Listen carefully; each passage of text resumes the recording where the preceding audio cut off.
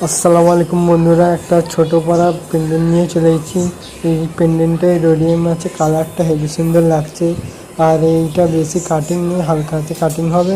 তো এই ভিডিওটা দেখবেন আর ইউটিউব থেকে দেখবে।